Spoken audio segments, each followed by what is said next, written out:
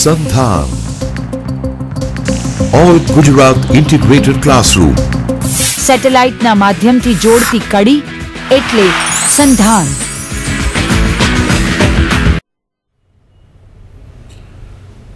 નમસ્કાર મિત્રો, આજે આપણે પ્રાણીશાસ્ત્ર વિષયમાં ટેક્સોનોમી કે વર્ગીકરણના સંદર્ભમાં આજે બીજું વ્યાખ્યાનની અંદર અપૃષ્ઠવંશી પ્રાણીઓના વર્ગીકરણનો અભ્યાસ કરવાનો છે, જેમાં આજે જે સમુદાયોનો આપણે અભ્યાસ કરશું એમાં કોષ્ટાંતરી, પૃથુકૃમિ અને સૂત્રકૃમિ આવા 3 સમુદાયોને આપણે આજે આવરી લેવા માટે પ્રયત્ન કરશું. મિત્રો, આપણે આગળના વ્યાખ્યાનમાં કદાચ આપણે ભણી ગયા છો અથવા તો આપણે આગળના વ્યાખ્યાનમાં જણાવવામાં આવ્યું છે કે વર્ગીકરણ કેટલાક આધારોને સાથે કરવામાં આવે છે અથવા તો વર્ગીકરણ માટે કેટલાક આધારો નિશ્ચિત કરવામાં આવેલા છે, જેમાં ખાસ કરીને આપણે જોઈએ તો સજીવોની અંદર જોવા મળતા ગર્ભીય સ્તરો, જેમાં દ્વિગર્ભ સ્તર અને ત્રિગર્ભ સ્તરીય પ્રાણીઓ જેને આપણે કહીએ છીએ. દેહકોષ્ઠ એક આધાર છે કે જેમાં આપણે જે દેહકોષ્ઠ નથી ધરાવતા એને અદેહકોષ્ઠી, જેમાં આભાસી દેહકોષ્ઠ છે એને આપણે કુટ દેહકોષ્ઠી, અને જેમાં દેહકોષ્ઠ જોવા મળે છે એને આપણે દેહકોષ્ઠી આવા નામથી આપણે ઓળખીએ છીએ, અને એ અનુસંધાનમાં સજીવ સૃષ્ટિનું વર્ગીકરણ કરી શકાય છે. ખાસ કરીને પ્રાણીઓના સંદર્ભમાં આપણે વિચારીએ છીએ અત્યારે. આ ઉપરાંત આપ ભણેલા છો અથવા તો આપ આગળ જોઈ ગયા હશો કે સમખંડતા અથવા તો ખંડતા એ પણ એક આધાર છે. મેરુદંડ હોવો કે ન હોવો એ પણ વર્ગીકરણનો આધાર બને છે.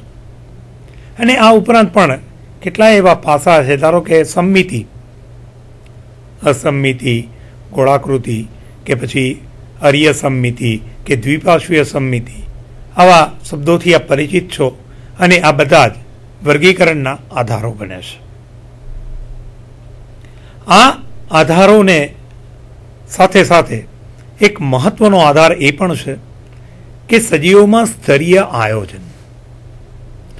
મિત્રો, તમે આગળના સમુદાયો એટલે કે પ્રજીવ અને સછિદ્ર સમુદાયોની અંદર જોઈ ગયા છો કે પ્રજીવ જે સમુદાયના પ્રાણીઓ છે એ બધા એકકોષી છે, એટલે કે એના શરીરના બંધારણની અંદર એક જ કોષ જોવા મળે છે, જેને આપણે યુનિસેલ્યુલર એનિમલ પણ કહીએ છીએ. અને આમ એનું સ્તરીય આયોજન આપણે જોઈએ તો કોષ સ્તરીય આયોજન કહેવામાં આવે. સેલ્યુલર ગ્રેડ એને સિસ્ટમ કહી શકાય આપણે. ત્યાર પછી આપણે સછિદ્ર સમુદાયની વાત કરીએ એના પછી આવતો, તો એમાં ઘણા કોષોનું શરીર બનેલું હોય છે, પણ આ કોષો પેશીમાં રૂપાંતરિત થયેલા હોતા નથી, અને માટે મિત્રો આપણે કહી શકીએ કે એમાં કોષો પોતપોતાની રીતે આગવી રીતે વર્તે છે, પેશીઓ જેવી રચના નથી, અને માટે આ પણ બહુકોષી હોવા છતાં પણ કોષ સ્તરીય આયોજન જ ધરાવે છે. પરંતુ આજે જે આપણે સમુદાય જોવાના છે ત્યાંથી એટલે કે કોષ્ટાંતરીથી પ્રાથમિક કક્ષાની પેશીનું આયોજન શરૂ થઈ જાય છે, અને પેશી સ્તરીય આયોજન એની અંદર જોવા મળે છે. મિત્રો, આપણે કોષ્ટાંતરી સમુદાયના લક્ષણો અને એના વિશે આપણે જોતા જઈએ તો આપ જોઈ શકો છો કે લ્યુકર્ટ નામના સાયન્ટિસ્ટે 1847માં એટલે 1847માં સૌથી પ્રથમ આ સમુદાયને કોષ્ટાંતરી સમુદાય તરીકે ઓળખાવ્યો, એટલે કે સિલિયન્ટ્રેટ એવું નામ આપ્યું. આ સમુદાયને નામ આપવાનું પાછળનું કારણ એ હતું કે આ સમુદાયના પ્રાણીઓની અંદર એક અવકાશ કે ગુહા જોવા મળે છે કે જે ઉચ્ચ કક્ષાના પ્રાણીઓમાં જોવા મળતા પાચન માર્ગને મળતી આવે છે અને આ ગુહાને કોષ્ઠાંત્ર કહેવામાં આવે છે, સિલેન્ટ્રોન કહે છે. અને કોષ્ઠાંત્રના નામને આધારે એટલે કે જે કોષ્ઠાંત્ર ધરાવે છે એટલા માટે કોષ્ઠાંત્રી છે. અને આ સૌપ્રથમ આ શબ્દ પ્રયોગ આ લ્યુકર્ટ નામના સાયન્ટિસ્ટે 1847માં કર્યો. મિત્રો, સિલેન્ટ્રોન કે ધરાવતો આ પ્રાણી કે જેને સિલેન્ટ્રેટ આપણે કહીએ છીએ, એ સિલેન્ટ્રેટ શબ્દ મૂળ ગ્રીક શબ્દ છે અને બે કેલિયોસ અને તમે જુઓ તો એન્ટ્રોન આવા બે શબ્દોમાંથી ઉતરી આવ્યો છે. દેટ મીન્સ હોલો ઇન્ટેસ્ટાઇન એટલે કે પોલો આંતરડું અથવા આંત્ર, અને માટે આને કોષ્ઠાંત્ર એવા નામે આપણે ઓળખીએ છીએ. મિત્રો, આ સમુદાયની વ્યાખ્યાના સંદર્ભમાં આપણે જોઈએ તો એના લક્ષણો જ અહીં આગળ પ્રતીત થાય છે કે કોષ્ઠાંત્રી સમુદાયના જે પ્રાણીઓ છે કે જેમાં મેં તમને આગળ જ કહ્યું એ પ્રમાણે પ્રાથમિક કક્ષાની જેને કહીએ કે પેશી સ્તરીય આયોજન જોવા મળે છે, એટલે કે ટિશ્યુ ગ્રેડ ઓફ ઓર્ગેનાઇઝેશન. અને આ જે ટેન્ટેકલ બેરિંગ એક્વેટિક એનિમલ્સ છે એટલે કે જેની અંદર સૂત્રાંગો જોવા મળે છે, સૂત્રાંગો ધરાવતા આ જલીય પ્રાણીઓ છે. અને એની અંદર જેને કહીએ કે કોષ્ઠાંત્ર નામની ગુહા જોવા મળે છે. આમ સિલિએન્ટ્રેટ એ પ્રાથમિક કક્ષાની પેશીય આયોજન ધરાવતા જલીય સૂત્રાંગ ધરાવતા અને કોષ્ઠાંત્ર ગુહા ધરાવતા મેટાઝુઅન્સ. મેટાઝુઅનને આપણે વર્ગીકરણની અંદર કદાચ આપણે જોઈ ગયા હશો કે જે સૃષ્ટિ પ્રાણી છે એના બે ભાગ આપણે પાડીએ છીએ, પ્રોટિસ્ટા અને મેટાઝુઆ. એમાં પછી આપણે પેરાઝુઆ અને યુ મેટા જેવા એવા બે ભાગ પાડીએ છીએ. અને આ એમાંના યુ મેટાઝુઆની અંદર આનો સમાવેશ થાય છે અને માટે આપણે એને મેટાઝુઆ તરીકે ઓળખી શકીએ. જનરલ કેરેક્ટર્સના સંદર્ભમાં આપણે જોઈએ કે એના સામાન્ય લક્ષણો કેવા છે. તો મિત્રો, એક તો સૌથી પહેલાં મેં તમને કહી દીધું એ પ્રમાણે કે બહુ જ પ્રાથમિક કક્ષાના બહુકોષીય પ્રાણીઓ છે અને બિલકુલ નિમ્ન કક્ષાની એની અંદર પેશીઓ જોવા મળે છે, તો પેશીય આયોજન જોવા મળે છે. એટલે કે બહુકોષી પ્રાણીઓની અંદર આપણે વિચારીએ તો આ પ્રાથમિક કક્ષાના પેશી ધરાવતા પ્રાણીઓ છે કે જેની અંદર પેશીઓ પણ પ્રાથમિક કક્ષાની જ છે. નિવાસસ્થાનના સંદર્ભમાં મિત્રો વિચારીએ આપણે તો આ બધા જ પ્રાણીઓ જલીય છે અને એમાંના મોટા ભાગના દરિયાઈવાસી છે, જ્યારે કેટલાક મીઠા પાણીમાં પણ જોવા મળે છે. આમ મોટાભાગે દરિયાઈ અને કેટલાક મીઠા પાણીના વાસી પણ પ્રાણીઓ આ સમુદાયમાં સમાવિષ્ટ છે. સિલિએન્ટ્રેટ અથવા તો કોષ્ઠાંત્રી સમુદાયના પ્રાણીઓ અર્ય કે દ્વિઅર્ય સંરચના ધરાવે છે. એ આપણે આગળ એની જ્યારે આકૃતિ જોશું ત્યારે આપણને ખ્યાલ આવશે. મોટે ભાગે તેઓ એકાકી કે વસાહતી જીવન ગુજારે છે. કેટલાક એકાકી છે તો કેટલાક આમ તો મોટાભાગના વસાહતી છે અને વસાહતી જીવન ગુજારે છે. આ ઉપરાંત તેઓ મુક્તજીવી કે સ્થાયી પણ હોઈ શકે છે. આમ લક્ષણના સંદર્ભમાં આપણે વિચારીએ તો મિત્રો એ એકાકી કે વસાહતી છે, કાં તો આ પ્રાણીઓ મુક્તજીવી અથવા સ્થાયી છે.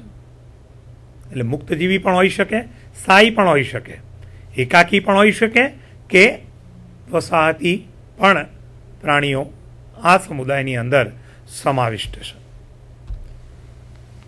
મોટે ભાગે બે પ્રકારના વ્યક્તિગત સ્વરૂપો આની અંદર જોવા મળે છે, જે બહુ પ્રચલિત છે, જેમાં પોલિપ્સ, જેને આપણે પુષ્પક તરીકે ઓળખીએ છીએ, જે ફ્રી ઓર એટેચ્ડ એટલે કે મુક્ત છે અથવા તો કોઈ આધાર સાથે વળગેલા રહે છે. જ્યારે બીજું જે સ્વરૂપ છે એનું મેડ્યુસા, તેને સામાન્ય રીતે આપણે છત્રકના નામે ઓળખીએ છીએ, એ હંમેશ માટે મુક્ત રીતે તરતું જોવા મળે છે.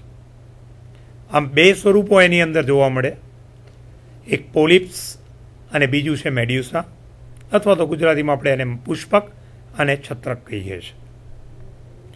એનું જે શરીર છે, મેં તમને આગળ જ ગર્ભીય સ્તરોની વાત કરી, એમાં આનું શરીર બે ગર્ભસ્તરોનું બનેલું છે. એટલે કે એની અંદર બહારની બાજુ બાહ્ય ગર્ભસ્તર અને અંદરની તરફ અંતઃ ગર્ભસ્તર જોવા મળે છે.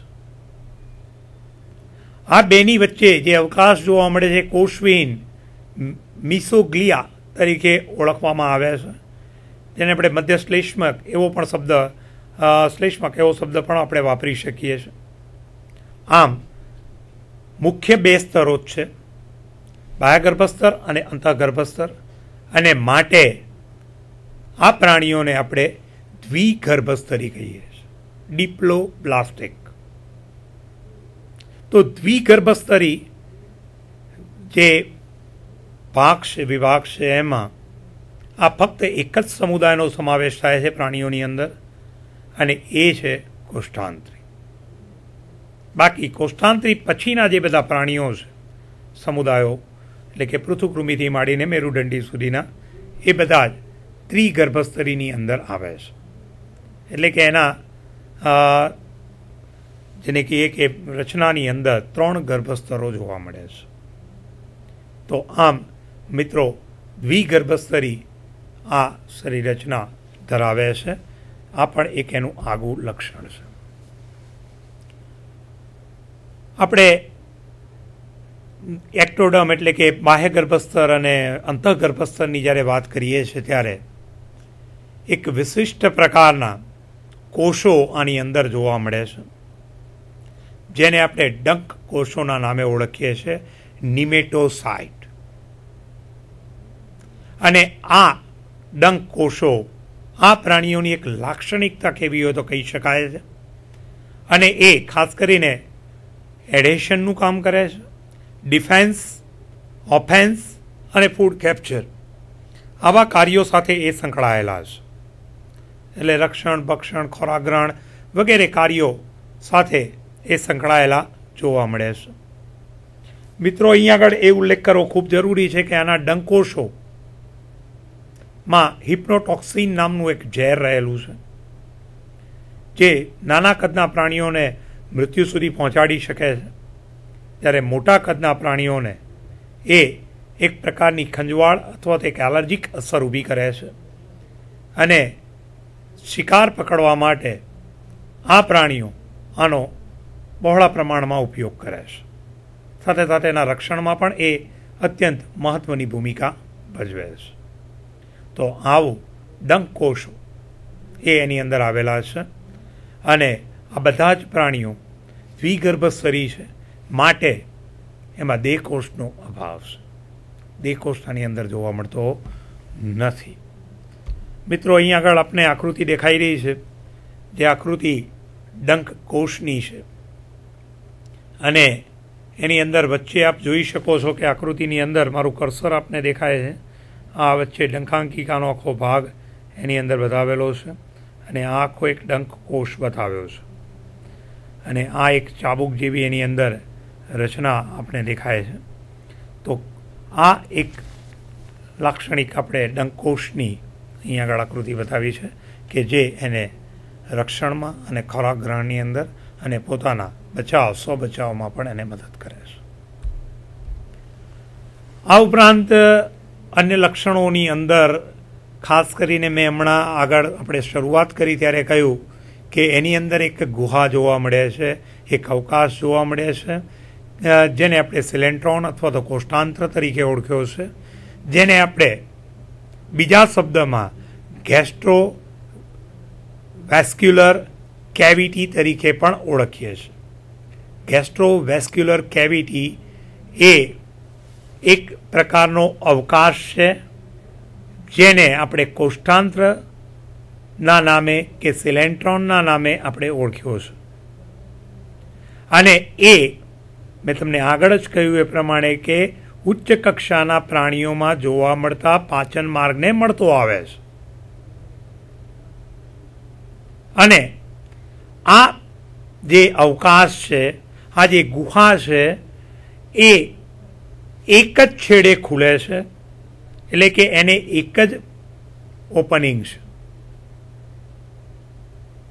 તો આ એની ખાસ કરીને મુખ્ય રચના ગુહા જે ગેસ્ટ્રોવેસ્ક્યુલર કેવિટીના નામે કે સિલેન્ટ્રોનના નામે આપણે ઓળખીએ છીએ. આની અંદર એક વિશેષતા એ છે કે અત્યાર સુધીના એટલે કે પ્રજીવ અને સછિદ્ર સમુદાયના પ્રાણીઓમાં ચેતાતંત્ર જેવી કોઈ જ રચના અસ્તિત્વમાં નહોતી, જે આ સમુદાયના પ્રાણીથી શરૂ થાય છે. પરંતુ પ્રાથમિક કક્ષાનું આ ચેતાતંત્ર એની અંદર જોવા મળે છે, અને એ એક જાળીના સ્વરૂપમાં આવેલું છે, અને માટે આને આપણે ચેતા જાલિકા અથવા તો નર્વ નેટ્સ તરીકે ઓળખીએ છીએ. તો મિત્રો, આ ખાસ બાબત આની અંદર છે કે ચેતાતંત્રની શરૂઆત અહીંથી થાય છે, અને એ પ્રાથમિક કક્ષાનું ચેતા જાલિકાના સ્વરૂપમાં આવેલું જોવા મળે છે. રેસ્પિરેટરી સિસ્ટમ, સર્ક્યુલેટરી સિસ્ટમ અને એક્સક્રીટરી સિસ્ટમ આની અંદર હોતી નથી. એટલે શ્વસન તંત્ર નથી, રુદ્રાભિષણ તંત્ર એટલે પરિવહન તંત્ર નથી, અને ઉત્સર્જન તંત્રનો પણ આની અંદર સંપૂર્ણ અભાવ જોવા મળે છે. તો આ પણ એક એની લાક્ષણિકતા છે. આની અંદર પ્રજનનના સંદર્ભમાં આપણે વિચારીએ તો અલિંગી પ્રજનન એની અંદર જોવા મળે છે, અને આ અલિંગી પ્રજનન જે જોવા મળે છે એ કલિકા સર્જન દ્વારા થાય છે. એટલે કે પ્રાણી પોતાના શરીરમાંથી એક કલિકાનું નિર્માણ કરે છે, એક બળ ઉત્પન્ન કરે છે, અને યોગ્ય સમયે એ કલિકા માતૃ પ્રાણીથી છૂટી પડી અને સ્વતંત્ર એક પ્રાણી તરીકે પોતાનું જીવન વ્યતીત કરે છે, જેને આપણે કલિકા સર્જન કહીએ છીએ. અને લિંગી પ્રજનન જે આની અંદર થાય છે એ શુક્રકોષ અને અંડકોષના ઉત્પન્ન થવાની સાથે આ બે શુક્રકોષ અને અંડકોષ એકબીજા સાથે જોડાય છે અને ફલિતાંડ કે ઝાયગોટની રચના કરે છે, અને આ ફલિતાંડના વિકાસ દ્વારા લિંગી પ્રજનન દર્શાવે છે. આમ બંને પ્રકારના પ્રજનન પદ્ધતિઓ આની અંદર જોઈ શકાય છે, અલિંગી અને લિંગી. ખાસ કરીને જોઈએ તો વિકાસ દરમિયાન આ પ્રાણી કેટલીક ડિંભીય અવસ્થાઓ ધરાવે છે, જેમાંની મુખ્ય છે પ્લેન્યુલા લાર્વા અથવા પેન્યુલા ડીમ્બ. આ ડીમ્બ એ એના વિકાસની અવસ્થાઓ દરમિયાન જોવા મળે છે, અને માટે અહીં આગળ એ કહેવું હોય તો કહી શકાય છે કે આ પ્રાણીઓ આડકતરો વિકાસ દર્શાવે છે. મિત્રો, બે શબ્દો છે અત્રે ઉલ્લેખ કરવો જરૂરી છે: સીધો વિકાસ અને આડકતરો વિકાસ. સીધો વિકાસ એટલે એવો કે જે વિકાસના અંતે, એટલે કે ધારો કે ફલિતાંડનું નિર્માણ થયું અને એમાંથી જ્યારે વિકાસ થઈને બાળ પ્રાણી જન્મે છે, તો એ પુખ્તની જો આબેહૂબ નકલ હોય, એટલે કે બાળ સ્વરૂપ હોય પુખ્તનું, તો એ સીધો વિકાસ છે. અને જો આ પુખ્તના જેવું સ્વરૂપ પ્રાપ્ત કરવા કરતા પહેલા વચગાળાની કેટલીક અવસ્થાઓ જોવા મળે, જેને આપણે ડિંબ તરીકે ઓળખીએ છીએ. જો એવી અવસ્થાઓ જે વિકાસ દરમિયાન જોવા મળે છે તો એને આપણે મિત્રો આડકતરો વિકાસ કહીએ છીએ, તે તમે આમાં જોઈ શકો છો. ખાસ કરીને કોષ્ટાંતરી સમુદાયના જે પ્રાણીઓ છે એ ઓલ્ટરનેશન ઓફ જનરેશન જેવી ઘટના પ્રદર્શિત કરે છે, અને જેમાં અલિંગી અને લિંગી અવસ્થાઓ ક્રમિક આવે છે, ઓલ્ટરનેટ, જેમાં અલિંગી પોલિપ્સ અને લિંગી મેડ્યુસા અવસ્થાઓ એ ક્રમિક ઓલ્ટરનેટ આવે છે, અને માટે આને ઓલ્ટરનેશન ઓફ જનરેશન તરીકે ઓળખીએ છીએ. મિત્રો, તો આ જે લક્ષણો આપણે ચર્ચા કર્યા એ કોષ્ટાંતરી સમુદાયના લક્ષણો હતા, અને એ લક્ષણો મોટા ભાગે આપણે કવર કરવા પ્રયત્ન કર્યો છે. પણ આ લક્ષણો ઉપરથી આપણે જે તે સમુદાય અથવા તો પ્રાણીને કોષ્ટાંતરી છે કે નહીં એની સ્પષ્ટ સમજ પ્રાપ્ત કરી શકીએ. હવે આપણે એનું વર્ગીકરણ આગળ ઉપર જોઈએ તો કોષ્ટાંતરી સમુદાયની અંદર આપણે વર્ગોમાં વર્ગીકરણ જોવાનું છે. પણ એ પહેલાં સહેજ અહીં આગળ આંકડાકીય કેટલીક માહિતી છે કે આ કોષ્ટાંતરી સમુદાયના પ્રાણીઓની લગભગ 10,000 જેટલી જાતિઓ જાણીતી છે. Nearly 10,000 species are known, but it is not enough. Only 50% species of this kind of phylum, or આપણે એમ કહી શકીએ કે આ સમુદાયના પ્રાણીઓની અંદર જે જાતિઓ ઓળખાઈ ગઈ છે 10,000 જાતિઓ, એમાંની 50% જાતિઓ એવી છે કે જે ફોસિલ ફોર્મમાં છે.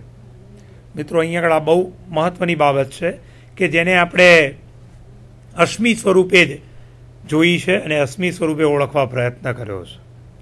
તો 10,000માંથી 5,000 તો એવી છે, એટલે અસ્તિત્વમાં અત્યારે ઓળખાયેલી જાતિઓમાં આપણે કહી શકીએ કે 5,000ની આસપાસ જાતિઓ અત્યારે અસ્તિત્વમાં છે. પણ આ બધી જ જાતિઓ ઓળખાઈ ગઈ છે એવું માની લેવાની જરૂર નથી. મિત્રો, એક આંકડા પ્રમાણે એવું કહી શકાય કે લગભગ 17-18 લાખ જેટલી જાતિઓ જ એવી છે કે જે અત્યાર સુધી આપણે ઓળખી શક્યા છીએ સજીવોની, જ્યારે 50 લાખથી 5 કરોડ જાતિઓ એવી છે કે જેને ઓળખી શકાય નથી. તો એમાંની કેટલીય સિલેન્ટ્રેટ અથવા કોષ્ટાંતરી સમુદાયની પણ હોઈ શકે. આ સમુદાયના પ્રાણીઓને મેં કહ્યું એ પ્રમાણે 3 વર્ગોની અંદર વિભાજિત કરવામાં આવે છે, જેમાં પહેલો છે હાઇડ્રોઝુઆ, જેને ગુજરાતીમાં જલજ કહે છે, સ્કાયફોઝુઆ, જેને આપણે છત્રક તરીકે ઓળખીએ છીએ, અને બીજો છે એન્થોઝુઆ કે જેને પુષ્પકના નામે ઓળખીએ છીએ. પણ આ 3 શબ્દો હાઇડ્રોઝુઆ, સ્કાયફોઝુઆ અને એન્થોઝુઆ એ વધારે યોગ્ય છે. ઉદાહરણો અત્રે આપેલા જ છે કે ભાઈ હાઇડ્રોઝુઆની અંદર હાઇડ્રા અને અબેલિયાનો સમાવેશ થાય છે, જ્યારે સ્કાયફોઝુઆમાં ઓરેલિયાનો સમાવેશ થાય છે, અને એન્થોઝુઆ જે છે એની અંદર ગોર્ગોનિયા છે, કોરલ છે, સી એનિમૂન છે જેવા પ્રાણીઓનો સમાવેશ થાય છે. હવે મિત્રો, આપણે દરેક વર્ગના લક્ષણોની ચર્ચા કરીએ. તો પહેલો છે હાઇડ્રોઝુઆ. હાઇડ્રોઝુઆના લક્ષણોની અંદર જોઈએ તો મોટા ભાગે આ પ્રાણીઓ એ વસાહતી જીવન કે એકાકી જીવન ગુજારે છે. દરિયાઈ કે મીઠા પાણીમાં જોવા મળે છે.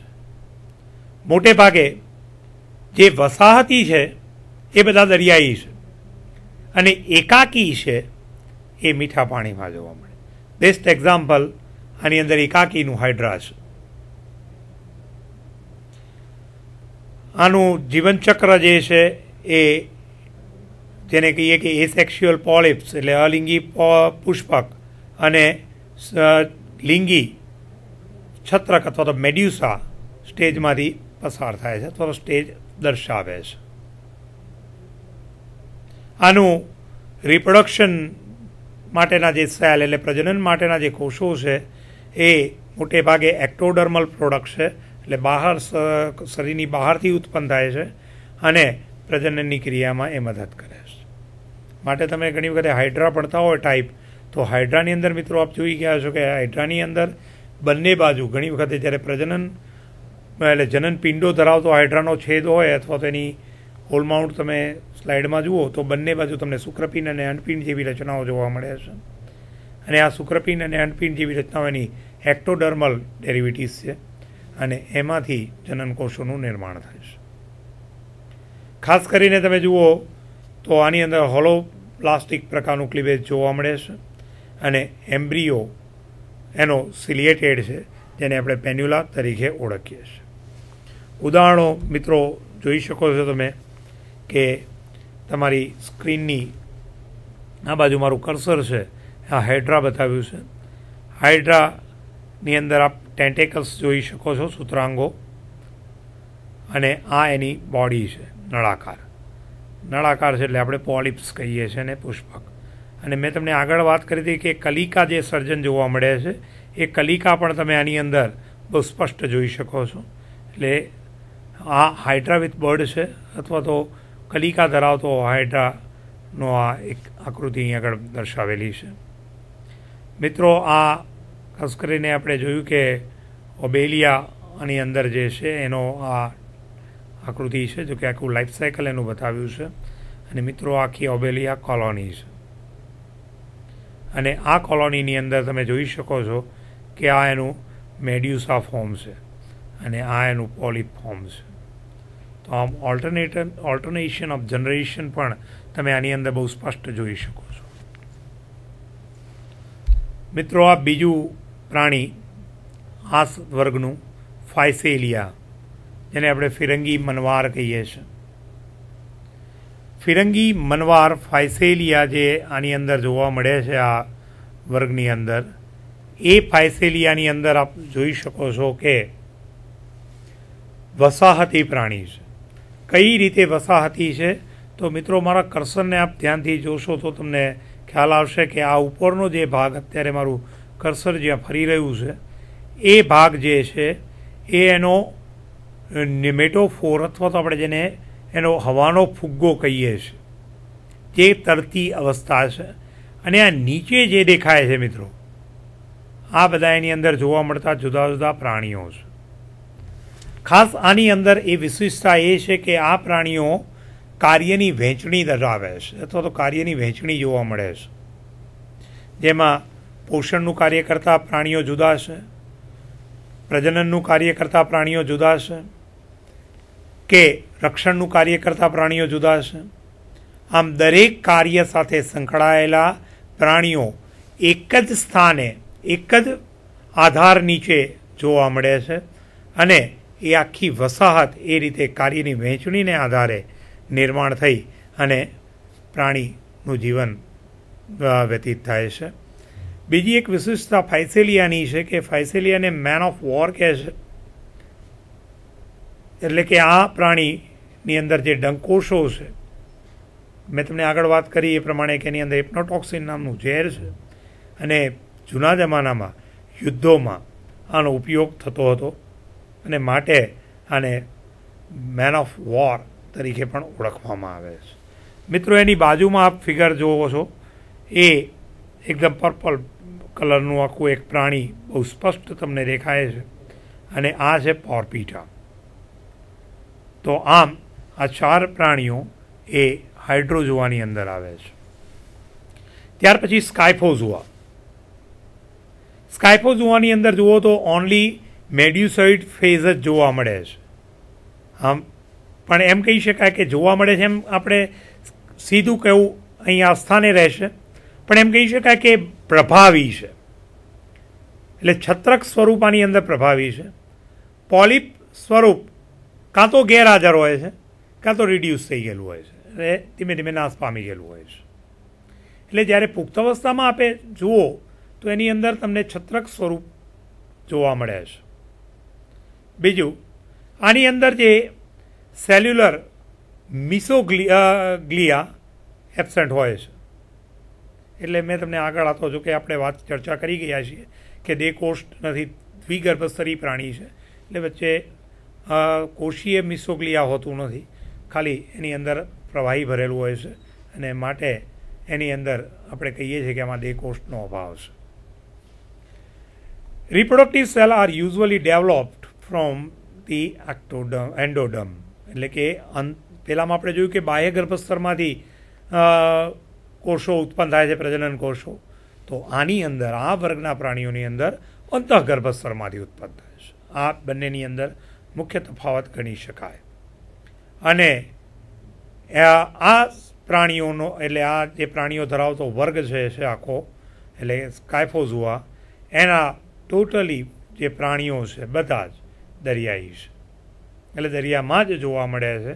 મીઠા પાણીમાં આ સમુદાયના એટલે આ વર્ગના પ્રાણીઓ જોવા મળતા નથી. મેડ્યુસા જે છે એ અમ્બ્રેલા શેપનો હોય છે, એટલે છત્રી આકારનો છે. એટલા માટે જ આપણે આગળ કહ્યું કે મેડ્યુસાને છત્રક પણ કહીએ છીએ. જોકે છત્રક કહેવું એના કરતાં મેડ્યુસા શબ્દ વધારે યોગ્ય છે, એટલે મેડ્યુસા શબ્દનો પ્રયોગ કરવો વધારે હિતાવહ છે. અને આનું એક ઉદાહરણ જેલીફિશ છે. આપ એની આકૃતિ જોઈ શકો છો અહીં આગળ, કે આ જે આકૃતિ મારું કર્સર છે જેલીફિશની આકૃતિ બતાવે છે. અહીં આપ ગુનાડ જોઈ શકો છો અને આ એના ટેન્ટેકલ્સ છે. બિલકુલ સ્પષ્ટ અમ્બ્રેલા શેપ રચના છે, છત્રી જેવી, જેને આપણે છત્રક મેડ્યુસા સ્કાયફોઝુઆ તરીકે ઓળખીએ છીએ. અને આ એના સ્ટેજીસ બતાવ્યા છે. આપ આ સ્ટેજીસની અંદર પણ જોઈ શકો છો કે આ મેડ્યુસોઇડ ફોર્મ છે અને આ એનું પોલિપ્સ ફોર્મ છે. બરાબર છે. તો આ એક એની ખાસ કરીને રચના જોઈ શકો છો. એ પેન્યુલા લાર્વા પણ દેખાય છે. તો આ એ ઓરેલિયા છે. ત્રીજો વર્ગ એન્થોઝુઆ. એન્થોઝુઆ એક્સક્લુઝિવલી પોલિપ સ્ટેજ એક્ઝિસ્ટ, એટલે સંપૂર્ણ રીતે એની અંદર પોલિપ અવસ્થા જ જોવા મળે છે. મેડ્યુસા સ્ટેજ એની અંદર સંપૂર્ણ રીતે ગેરહાજર છે, ટોટલી એબસેન્ટ છે એની અંદર. પહેલામાં શું હતું સ્કાયફોઝુઆમાં? પોલિપ્સ ગેરહાજર કે લુપ્ત થયેલા હતા, નાશ એટલે ધીમે ધીમે વિઘટિત થયેલા હતા. અને એની અંદર મેડ્યુસા સ્ટેજ પ્રભાવી હતો. તો આની અંદર એ આખી ઘટના ઊંધી થઈ ગઈ છે કે આની અંદર પોલિપ્સ પ્રભાવી થઈ ગયો છે અને મેડ્યુસા જોવા મળતો નથી.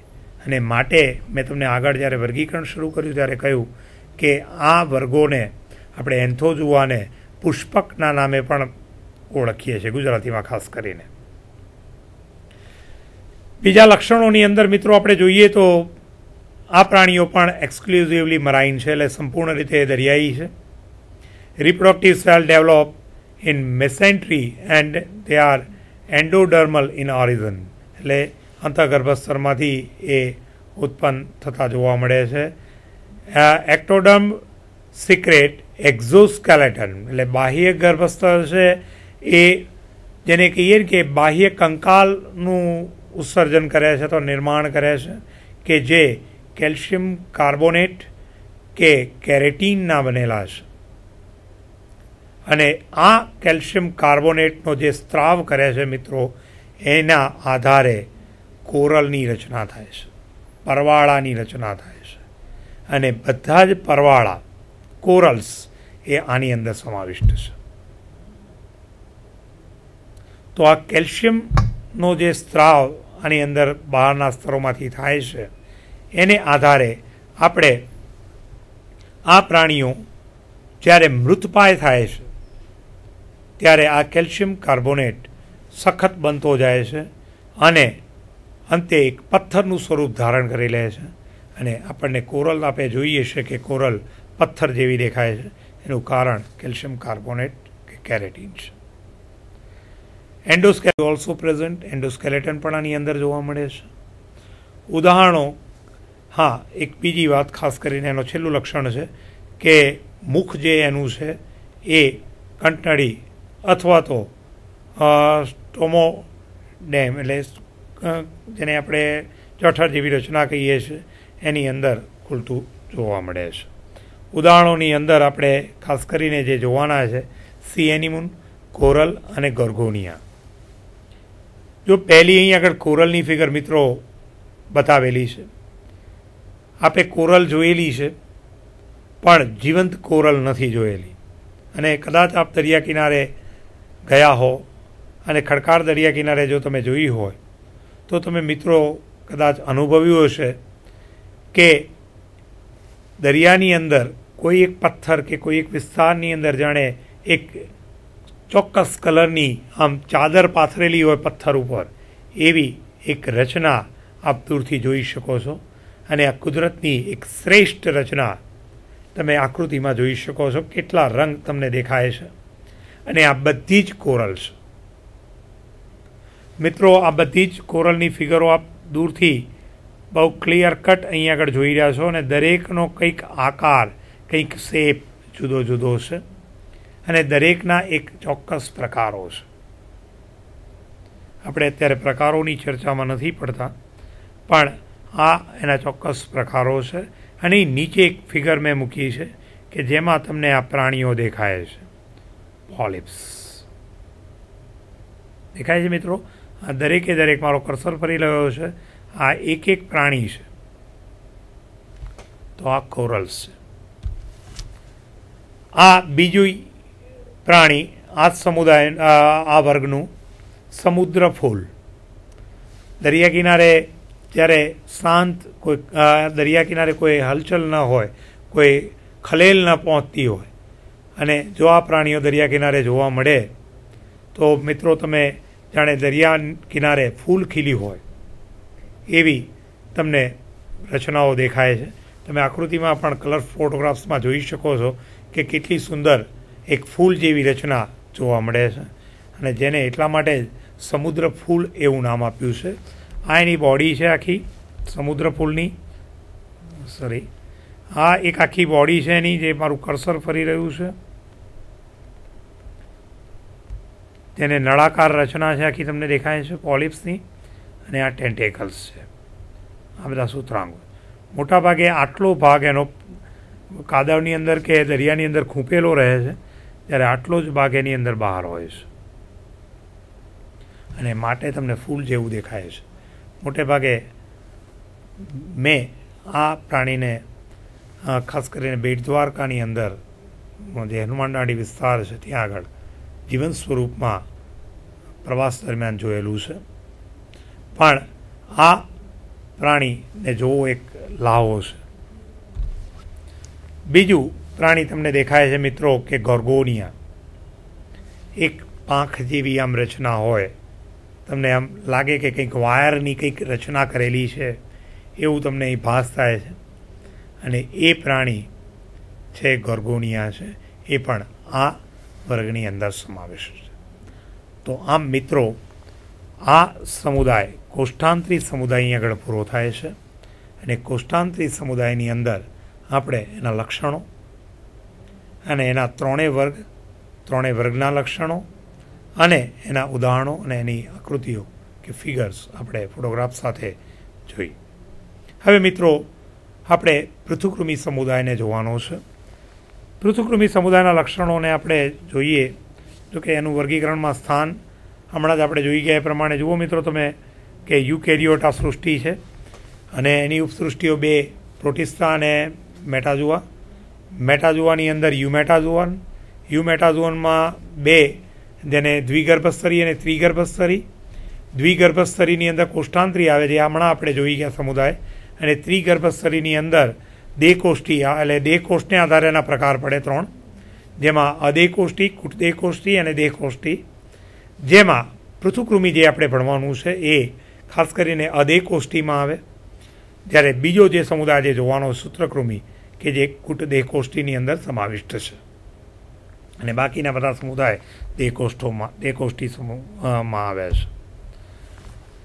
સહેજ આપણે ઝડપથી આને જોવા પ્રયત્ન કરશું તો તમે મિત્રો જોઈ શકો છો કે કોષ્ટાંતરી સમુદાય પ્લેટી હાલ્મન્થિસ, પ્લેટી મીન્સ ચપટા અને હાલ્મન્થ્સ મીન્સ કૃમિ, તો જે ચપટા કૃમિ છે એને આપણે પ્લેટી હાલ્મન્થિસ કહીએ છીએ અને ગુજેન બોર નામના સાયન્ટિસ્ટે સૌથી પહેલું આને શબ્દ પ્રયોગ કર્યો છે પ્લેટી હાલ્મન્થિસ. આ પ્લેટી હાલ્મન્થિસ જે સમુદાયના પ્રાણીઓ છે એ બધા અધેકોષ્ટી છે, મુક્તજીવી કે પરોપજીવી જીવન ગુજારે છે, ત્રિગર્ભસ્તરી છે અને દ્વિઅરીય સંરચના ધરાવે છે. પાચન તંત્ર આની અંદર ગેરહાજર છે. પરિવહન તંત્ર પણ ગેરહાજર જોવા મળે છે. ચેતાતંત્રની શરૂઆત આપણે જોઈ ગયા કે કોષ્ઠાંત્રીમાં મિત્રો થયેલી છે, એટલા માટે આની અંદર પણ ચેતાતંત્ર તો જોવા મળે છે, પણ આમાં પણ પ્રાથમિક કક્ષાનું જ છે અને નિસરણી જેવા આકારનું ચેતાતંત્રની અંદર જોઈ શકાય છે. પ્રજનન તંત્ર આની અંદર જોવા મળે છે અને આ પ્રાણી દ્વિલિંગી છે, એટલે કે નર અને માદા મોટે ભાગે એક જ પ્રાણીની અંદર પ્રજનન અંગો જોવા મળે છે. પ્રાણીઓ સ્વફલન પણ કરી શકે છે અને પરફલન પણ એની અંદર જોવા મળે છે, એટલે કે પોતાની જાતે જ ફલિત ઈંડાઓ મૂકી શકે છે કે બીજા પ્રાણી દ્વારા ફલિત થઈને પણ એ ઈંડા મૂકે છે. આમ સ્વફલન અને પરફલન જોવા મળે છે. ગર્ભ વિકાસ સીધો કે આડકતરો છે. મેં તમને આગળ જ સમજાવી દીધું કે સીધો ગર્ભ વિકાસ શું છે અને આડકતરો ગર્ભ વિકાસ શું છે. એક કે બે યજમાન દ્વારા જીવનચક્ર પૂરું કરે છે. યજમાન એટલે કે પરોપજીવી જે જીવન જ્યાં આગળ પોતાનું જીવન જીવે છે, જે સજીવમાં પોતાનું જીવન જીવે છે એ યજમાન બને છે અને જે જીવન જીવે છે એ પરોપજીવી બને છે. આમ પૃથુકૃમિ સમુદાયના પ્રાણીઓ પરોપજીવી બને છે અને જેમાં એ જીવે છે એ યજમાન તરીકે ઓળખાય છે. અને આ સમુદાયની ખાસ લાક્ષણિકતા છે કે આ સમુદાયના બધા જ પ્રાણીઓ પરોપજીવી છે. મિત્રો આગળના એના લક્ષણોમાં ચપટાકૃમિ સફેદ કે રંગહીન જોવા મળે છે. કેટલાક મુક્તજીવી છે અને ખાસ કરીને બદામી ભૂખરા કે ચળકતા રંગના પણ જોવા મળે છે. મુક્તજીવી જે છે એ ભૂખરા રંગના પણ હોઈ શકે, બદામી રંગના પણ હોઈ શકે અને ચળકતા રંગો પણ એ ધરાવી શકે છે. એટલે રંગવિહીન પણ હોઈ શકે, સફેદ પણ છે કે બદામી, ભૂખરા કે ચળકતા રંગના પણ આ પ્રાણીઓ જોવા મળે છે. આપણે હમણાં જ આકૃતિ જોશું, તમને ખ્યાલ આવશે કે પ્લેનેરિયા કેટલા પ્રકારના અને કેટલા વિશિષ્ટ રંગો ધરાવે છે. પરોપજીવી હોવાને નાતે એની અંદર પરોપજીવીના કેટલાક વિશિષ્ટ લક્ષણો તો જોવા મળવાના જ છે કે જેમાં કંટક, શોષક, હૂક જેવી રચનાઓ કે યજમાન સાથે ચોંટી રહેવા માટે એની અંદર જોવા મળે છે. મિત્રો આ સમુદાય કે પરોપજીવી પ્રાણીઓના વિશિષ્ટ લક્ષણોની અંદર ઉલ્લેખ કરવો ખૂબ જરૂરી છે કે આ પ્રાણીઓ જે પરોપજીવી જીવન ગુજારે છે એ તમામ પ્રાણીઓની અંદર પ્રજનન તંત્ર સુવિકસિત હોય છે અને પ્રજનન તંત્ર સુવિકસિત હોવા પાછળ એનો એ ફાયદો છે કે જ્યારે એ ઈંડા મૂકે છે યજમાનની અંદર તો યજમાનના શરીરની પર્યાવરણ અથવા તો પરિસ્થિતિ સાથે કદાચ તાલ ન મિલાવી શકે અથવા તો એની અંદર કોઈ અસમાનતા, અવ્યવસ્થા ઊભી થાય તો એવા સંજોગોમાં જો એના ઈંડા નાશ પામે મોટા ભાગના, તો થોડા ઘણા પણ એની અંદર ઈંડા બચી જાય છે અને એમાંથી નવા પ્રાણીઓ ઉત્પન્ન થાય છે અને એનું જીવનચક્ર, જાતિનું અસ્તિત્વ ટકી રહે છે અને માટે પ્રજનન તંત્ર એની અંદર સુવિકસિત છે. સામે પાચન તંત્ર એનું બિલકુલ અલ્પ વિકસિત હોય છે અને એના કારણોમાં મિત્રો એ છે કારણ કે આ સમુદાયના પ્રાણીઓને તૈયાર ખોરાક જ લેવાનો છે. એને ખોરાક બનાવવાની કે ખોરાક લઈને પાચન કરવાની જરૂર છે જ નહીં, કારણ કે એ પાચિત ખોરાકને જ લે છે અને માટે પાચન કરવાનું રહેતું નથી અને માટે એની અંદર જે ખાસ કરીને તમે જુઓ તો જે પાચન તંત્ર છે એ બિલકુલ અલ્પ વિકસિત જોવા મળે છે. તો બે લક્ષણો બહુ મહત્ત્વના છે અને ત્રીજું લક્ષણ હમણાં જ આપણે જોયું કે એની અંદર કંટક, શોષક, હૂક જેવી રચનાઓ ધરાવે છે જે યજમાનના શરીરને કે કોઈ પણ ભાગને વળગી રહેવામાં એને મદદ કરે છે. બીજું એની અંદર ખાસ કરીને તમે જુઓ તો કાઇટિનનું એક આવરણ એની ફરતે જોવા મળે છે, આ પ્રાણીઓ ફરતે. અને એને કારણે એ યજમાનની અંદર, શરીરની અંદર થતા જે કંઈ રાસાયણિક ફેરફારો છે કે બીજા અન્ય જે કંઈ રસાયણો છે શરીરમાં ઉત્પન્ન થતા, એના સામે રક્ષણ મેળવી શકે છે. તો આ કેટલાક લક્ષણો પૃથુકૃમિ સમુદાયના હતા. પૃથુકૃમિ સમુદાયનું વર્ગીકરણની અંદર આપણે જોઈએ તો 3 વર્ગો એની અંદર જોવા મળે છે, જેમાં ટર્બેલારિયા, ટ્રિમેટોડા અને સિસ્ટોડા છે. આપણે એક પછી એક વર્ગને જોતા જઈએ તો ટર્બેલારિયા, આ લિટલ સ્ટ્રિંગ જેવા, એટલે કે નાના કંટક જેવા પ્રાણીઓ છે અને મુક્તજીવી અને પક્ષમી આવરણ ધરાવે છે. બાહ્ય કે અંતઃ પારસ્પરિક પરોપજીવી જીવન ગુજારતા આ પ્રાણીઓ છે. અખંડીય શરીર રચના ધરાવે છે એટલે શરીર ખંડોમાં વિભાજિત નથી. મુખ્યત્વે દ્વિલિંગી છે. પ્રજનન લિંગી, અલિંગી કે સ્વયંજનન દ્વારા કરે છે. ઉદાહરણોની અંદર પ્લેનેરિયા એનું મુખ્ય ઉદાહરણ છે. જો મિત્રો મેં તમને કહ્યું કે રંગવિહીન કે બદામી, ભૂખરા, ચળકતા કે સફેદ રંગના પ્રાણીઓ છે. પ્લેનેરિયામાં તમે રંગ જોઈ શકો છો. જુદી જુદી વેરાયટી છે પ્લેનેરિયાની, જોઈ શકો છો મિત્રો આપ. આ બધી જ પ્લેનેરિયાની વેરાયટી અહીંયા આગળ ફિગરમાં દેખાઈ રહી છે. બીજો વર્ગ ટ્રિમેટોડા, સહેજ લખવામાં પીપીટીમાં થોડો પ્રોબ્લેમ છે ફોન્ટનો. તો ટ્રિમેટોડા એટલે having Por, animal having a પોર, ટ્રિમેટોડા, અને પક્ષવિહીન શરીર ધરાવે છે અને પરોપજીવી હોવાથી શરીર પરથી આ પક્ષમો એની અંદર દૂર થયેલા હોય છે અને એની જગ્યાએ ક્યુટિકલનું આવરણ આવી જાય છે. આ સમુદાયના પ્રાણીઓની અંદર ખાસ કરીને જુઓ તો યજમાનને ચોંટી રહેવા માટે હુક, કંટક, શોષક જેવી રચનાઓ ધરાવે છે.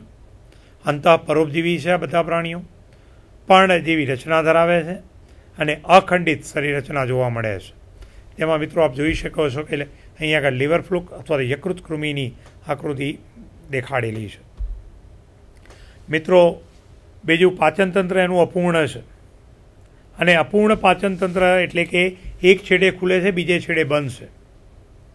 શાખિત છે આંતરડું એનું, અને તમે જુઓ મારું કર્સર મિત્રો જ્યાં છે અત્યારે હાલ, આ બધી આંતરડાની શાખાઓ જોવા મળે છે એટલે શાખિત રચના એની અંદર જોવા મળે છે. આ આખું પાચન માર્ગ છે એનો, જે એક છેડે બંધ છે, એક છેડે ખુલ્લો છે, અને એટલા માટે એને અપૂર્ણ પાચન માર્ગ કહે છે. એટલે બે શબ્દો, અપૂર્ણ અને સંપૂર્ણ. અપૂર્ણ પાચન માર્ગ એટલે એવો કે એ એક જ છેડે મુખ ધરાવે છે, બીજે છેડે બંધ હોય છે. એટલે કે જે પાચન માર્ગ એક જ છેડે ખુલે છે મુખ દ્વારા, એને અપૂર્ણ પાચન માર્ગ કહીએ છીએ. અને જે પાચન માર્ગની અંદર બે છેડાઓ ખુલ્લા છે, એટલે કે અગ્રમુખ અને પશ્ય મળદ્વાર, તો આવા બે છેડા ખુલ્લા છે તો એને સંપૂર્ણ કહેવામાં આવે. તો આની અંદર એક જ છેડો ખુલ્લો છે એટલે અપૂર્ણ પાચન માર્ગ આપણે કહી શકીએ. મુખ, કંટણી અને શાખિત આંતરડા ધરાવે છે. બીજું મળદ્વાર આની અંદર ગેરહાજર છે, મેં તમને કહ્યું એ પ્રમાણે. ઉત્સર્જન તંત્ર પ્રાથમિક પ્રકારનું છે અને જ્યોતકોષની હાજરી જોવા મળે છે. જ્યોતકોષો આનો મુખ્ય પ્રજનન છે. પ્રજનન તંત્ર એક જ અંડપિંડ ધરાવે છે, બે કે તેથી વધુ શુક્રપિંડ ધરાવે છે. એક કરતાં વધુ યજમાનમાંથી જીવનચક્ર એનું પૂર્ણ કરે છે અને સામાન્ય કે જટિલ જીવનચક્ર જોવા મળે છે. મિત્રો આપ બાજુની આકૃતિમાં યકૃતકૃમિનું જીવનચક્ર જોઈ શકો, જેમાં ગોકળગાય અને મનુષ્ય બે યજમાન બતાવ્યા છે અને એમાંથી એનું જીવનચક્ર પસાર થાય છે. આ યકૃતકૃમિની આકૃતિ છે. છેલ્લો વર્ગ છે સિસ્ટોડા. સિસ્ટોડા ખાસ કરીને પૃષ્ઠવંશીઓના આંતરડામાં અંતઃપરોપજીવી છે અને પૃથુકૃમિ પટ્ટીકૃમિ તરીકે એ પ્રચલિત છે. અને આના લક્ષણોની અંદર શરીર પર પક્ષમાં વગરનું આવરણ જોવા, એટલે પક્ષનું આવરણ જોવા મળતું નથી. શરીર ક્યુટિકલથી આવરિત છે, શરીર ખંડયુક્ત છે. શરીર અંગો કે ખાસ કરીને પશ્ચ છેડે, એટલે અગ્ર છેડે કે પશ્ચ છેડે એની અંદર કંટક, હુક કે શોષક જેવી રચનાઓ જોવા મળે છે. મિત્રો, આ પટ્ટી કીડાનો શોષકની રચના આપ બાજુની આકૃતિમાં બહુ સ્પષ્ટ જોઈ શકો છો. મુખ અને પાચન નલિકા સંપૂર્ણ ગેરહાજર, જ્યોતકોષ દ્વારા ઉત્સર્જન અને સૂક્ષ્મથી માંડી મીટરમાં લંબાઈ ધરાવતા આ પ્રાણીઓ જોવા મળે છે.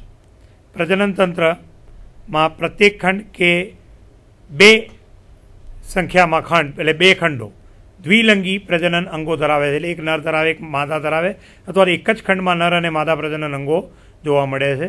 ઉપર તમને પટ્ટી કીડાની એક ફોટોગ્રાફ મૂકેલો છે અને નીચેની બાજુએ જે 2 તમને દેખાય છે એના ખંડો છે, જનન ખંડો કહેવામાં આવે છે. ને એક કરતાં વધુ યજમાનમાંથી જીવનચક્ર પૂર્ણ કરે છે. સામાન્ય રીતે જટિલ જીવનચક્ર ધરાવે છે અને પટ્ટી કૃમિ કે ટેપવોર્મ એનું ઉદાહરણ છે. જો મિત્રો, આ એનું ટેપવોર્મનું લાઈફ સાયકલ આખું બતાવેલું છે. આ પટ્ટી કીડો અહીં આગળ કે કૃમિ બતાવ્યું છે કે જે એક સેક્શન લઈને પાચન માર્ગનો બતાવ્યું છે એની અંદર, અને આ આખો એક બાર પટ્ટી કૃમિ મોટા કદનો બતાવેલો છે.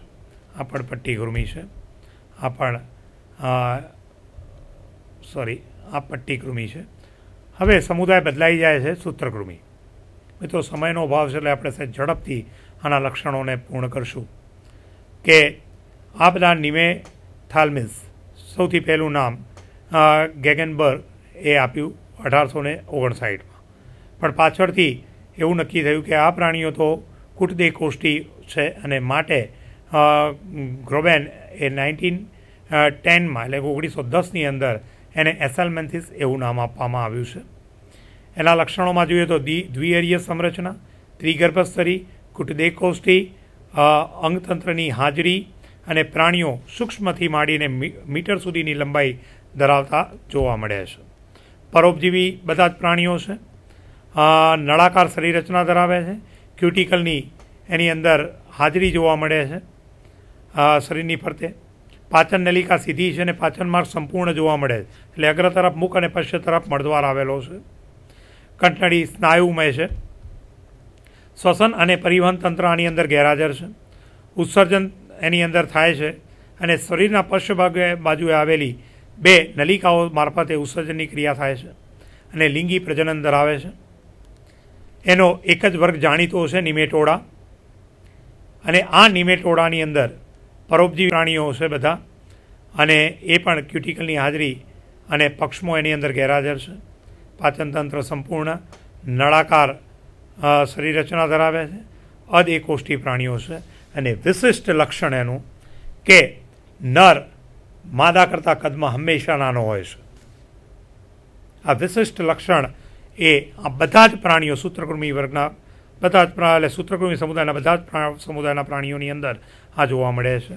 તમને મિત્રો અહીંયા કરમિયું બતાવ્યું છે, જેમાં મારું કર્સર ફરી રહ્યું છે. નાના કદનું એ નર છે અને આ મોટું છે બહાર એ માદા છે. અને અહીં આગળ સેક્શન આખો બતાવ્યો છે એનો, જેમાં તમે એના અંગો જોઈ શકો છો. આ સિવાયના કેટલાક નિમેટોડ્સ અહીં આગળ બતાવ્યા છે, જેમાં રાઉન્ડ વોર્મ્સ છે, હુક વોર્મ્સ છે, હાર્ટ વોર્મની ફિગર બતાવી છે. અહીં આગળ ગિની વોર્મ અથવા તો વાળો જેને આપણે કહીએ છીએ એ મનુષ્યના પગમાંથી નીકળતો એક વાળો તમે જોઈ શકો છો. અને હાથી પગો એલેમેન્થેસિસ અથવા તો ફાઇલેરિયા વોર્મ્સ જેને કહે છે એ પણ આ જોઈ શકો છો, વાઉકેરિયા બ્રોન્કાઇટિસ. તો આ અહીં આગળ આપણે 3 સમુદાયનું વર્ગીકરણ આજે આપણે જોયું મિત્રો. આશા છે કે આપણે પૂરતો સમય મળ્યો હશે આ સમજવામાં.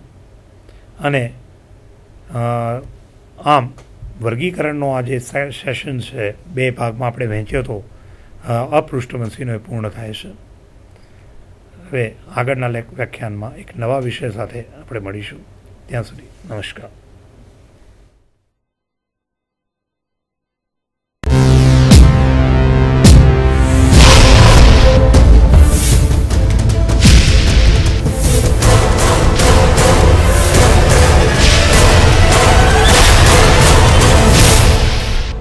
Sandhan. All Gujarat Integrated Classroom. સેટેલાઇટના માધ્યમથી જોડતી કડી એટલે સંધાન.